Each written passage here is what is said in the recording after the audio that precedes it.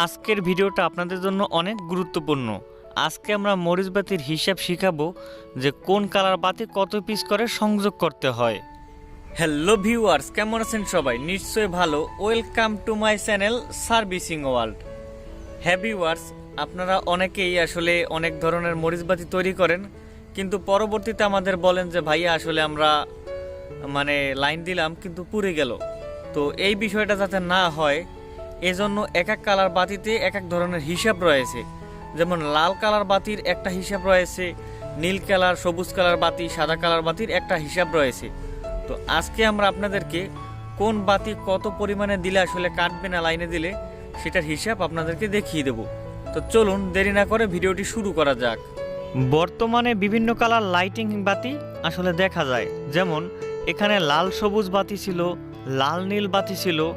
এক এক কালার বাতির এক এক হিসাব। যদি সঠিকভাবে আপনারা আসলে কানেকশন করতে পারেন তাহলে কিন্তু কখনোই বাতিগুলো কাটবে না। এখানে আছে লাল সবুজ 2 কালার বাতি। এই রকম লাল সবুজ যদি বাতি হয়ে থাকে তো অবশ্যই আপনারা 80 পিস সর্বনিম্ন কানেকশন করবেন। এর বেশি হলে কিন্তু সমস্যা নেই, কিন্তু কম হলে কিন্তু কেটে যাবে। আর যদি গোল্ডেন কালার বাতি হয় তো অবশ্যই আপনার 90 থেকে 100 পিস বাতি সংযোগ করে দিবেন। আর নীল কালার অথবা গ্রিন কালার সবুজ কালার অথবা নীল কালার যে বাতি আছে এক কালার, এগুলো আপনারা 80 পিস করে সংযোগ করবেন। এর কম হলে কিন্তু কেটে যাবে।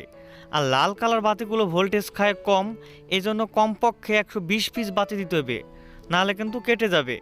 আর এইরকম 2 কালার যদি লাইটিং করা থাকে, যেমন লাল নীল লাল সবুজ বাতি মিক্সিং করা থাকে অথবা লাল নীল লাল সবুজ আলাদা আলাদা থাকলেও আপনারা কমপক্ষে 80 পিস করে সংযোগ করে দিবেন, ঠিক আছে? আর যদি সাদা কালার বাতি হয় এক কালার তো 90 থেকে 100 পিস সংযোগ করে দিবেন। গোলাপি কালার হলেও 90 থেকে 100 পিস সংযোগ করে দিবেন।